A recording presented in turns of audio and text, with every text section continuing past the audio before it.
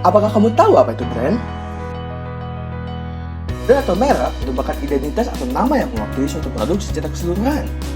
Brand dapat berupa nama, istilah, simbol, desain, atau gabungan keempatnya untuk mengidentifikasi produk agar berbeda dengan produk lainnya.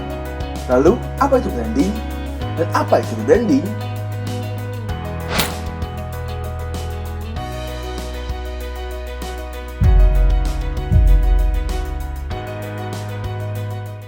Menurut Kotler, pengertian branding adalah pemberian nama, istilah, tanda, simbol, rancangan, atau kombinasi dari kesemuanya yang dibuat dengan tujuan untuk mengidentifikasi barang dan jasa, kelompok penjual, dan untuk membedakan dari barang atau jasa pesaing. Branding merupakan suatu usaha komunikasi yang disusun dan direncanakan dengan baik oleh perusahaan untuk membangun dan membesarkan brand. Branding dianggap sebagai salah satu aset perusahaan yang paling berharga dan satu hal yang penting dalam sebuah bisnis. Dalam melakukan branding, bagian humas perusahaan berperan lebih dominan dalam usaha untuk membangun dan mempertahankan reputasi. Lalu, apa itu rebranding?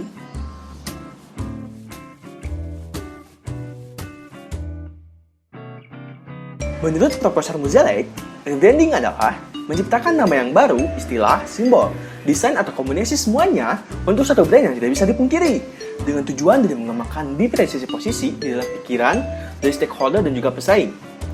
Dengan kata lain, rebranding adalah strategi pemasaran di mana perusahaan membuat sebuah nama baru, tagline, simbol, logo, dan desain yang diciptakan untuk brand yang sudah dikenal dengan tujuan pengembangan dan juga memberikan sebuah pembaruan di benak konsumen, investor, dan juga pesaing.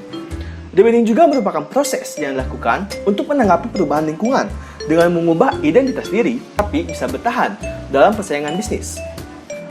Rebranding juga dapat dilakukan dengan metode atau cara yang berbeda-beda di setiap perusahaan, namun memiliki tujuan yang sama, yaitu mengubah atau meningkatkan citra perusahaan serta melebarkan pasar yang berorientasi pada keuntungan ataupun profit.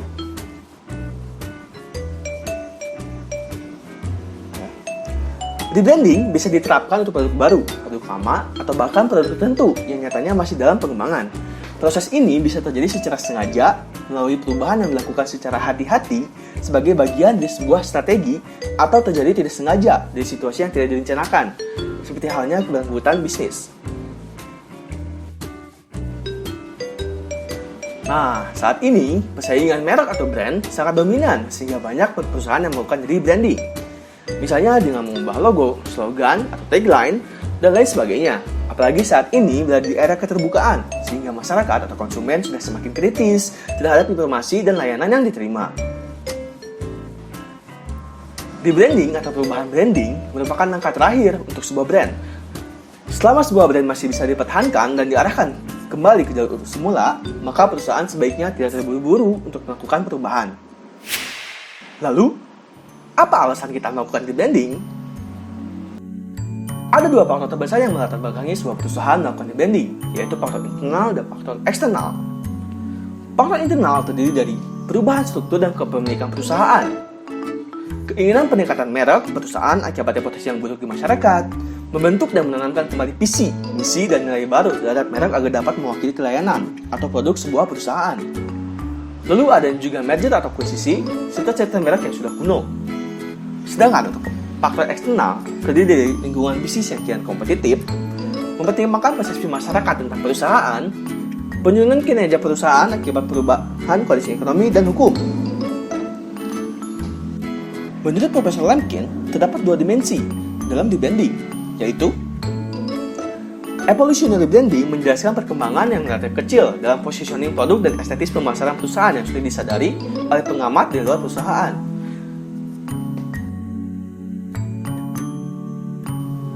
Sedangkan revolutionary branding menjelaskan identifikasi yang besar dalam positioning dan estetis perusahaan. Nah, untuk menceritakan brand sebuah perusahaan, dalam hal ini ialah logo, tidaklah mudah. Ada dua komponen yang penting yang perlu dipertimbangkan. Apakah saja itu? Yang pertama yaitu tampilan dan bahasa. Tampilan berhubungan dengan logo bisnis atau produk. Sebuah logo yang efektif seharusnya unik, dengan segera memberitakan sifat alam bisnis, produk atau servis. Hal ini dapat ditafsirkan dengan dua cara, yaitu literal dan abstrak. Ketiga, menarik bagi target penonton, tidak tergantikan karena pengertian waktu, dan dapat bekerja dalam sebuah konteks potensi komunikasi. Aspek kedua yang sama pentingnya dalam sebuah brand ialah bahasa atau cara pengungkapannya. Hal ini sering dijelaskan sebagai tagline atau memposisikan pernyataan.